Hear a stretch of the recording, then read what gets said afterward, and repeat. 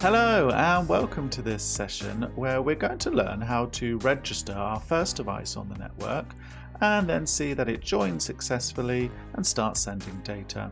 And finally, just showing you the application outputs where we can start forward data to. So if that sounds good, stick around and we'll jump into the user interface. In this session, we're going to focus on the LoRaWAN applications. And an application is simply where you register, manage, and organize your devices and configure the application to route your device data to the correct endpoint, typically a IoT platform. So we'll use the sample app created by the network server, but you can also create a new application for yourself if required.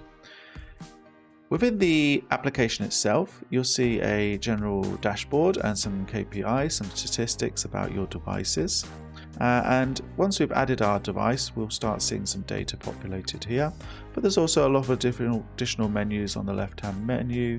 For example, device statistics, the logs of the application itself, some WebSocket applications, and so on that you can explore once you log into your own community user account. Okay, so to enroll our first device, we can go to the Enroll Device menu. And essentially, there are two types of enrollment process for devices: activation by personalization and over-the-air activation. And if you'd like to learn more about these different types of enrollment, you can visit our documentation hub, docs.loriot.io, and go to the definitions section, and there'll be more info there.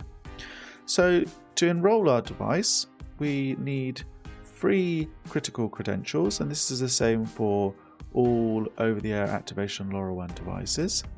And in addition to those, we'll need to add a title or name for the device. The 3 credentials are the dev EUI, the join EUI, and the application key. So let's add those now. 16 digits, and then the application key is 32 digits. Okay, and then finally we can call it device 1. Now we should enroll the device, and as you can see, the device has successfully been added to the network. So at this point, the network server is expecting, let's say, this device with this dev UI to want to join the network. However, at present we haven't powered on the device yet, so it's not started to broadcast or wanted to join the server. But what we'll do is we'll go down to the logs, and here you can see that the device has been added. Now we already have our gateway connected, so there's coverage for our device, and if we power on the device now, we should see that the device attempts to join the network. And here you can see, after a quick refresh, we have a join request from the device, and the network server has sent a join accept by the gateway. And if we press the button on the device, we should start seeing that the device is now sending data up, and in return, it's the network server is sending some data down to the device. So we've successfully enrolled our device. It's joined the network. It now is authenticated and authorized on the network, and then can start sending data up to the network server. At this point, if we go back to the application dashboard, we can already see that some device data has been received, and interestingly here is the decrypted data payload from the device.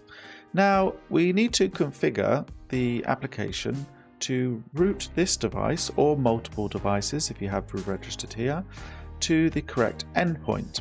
And in most use cases, the endpoint for data will be an IoT platform or service such as Azure IoT or AWS and so on. So by default, the network server will have a WebSocket running that you can essentially listen into for new data that's received, but we can also output data to different standard APIs or IoT platforms, as I mentioned. The 2 typical output methods are using a HTTPS push or to a MQTT broker, at which point the broker can then forward data to your endpoint. There is also the option though to forward data to existing IoT platforms such as Amazon AWS IoT or Azure IoT Hub, All Things Talk, Cumulocity, Things Hub. There's a lot of pre-built application integrations, but essentially you can forward data to pretty much any available endpoint as long as it's able to use these standardized APIs. And that's it for this session. We've now enrolled our first device, data is being received, and we configured it to forward it to the end application or endpoint.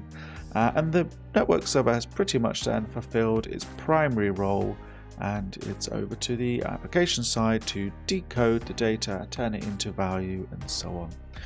Great, so I hope this has been a useful couple of sessions, and join us again for further LoRaWAN tutorials.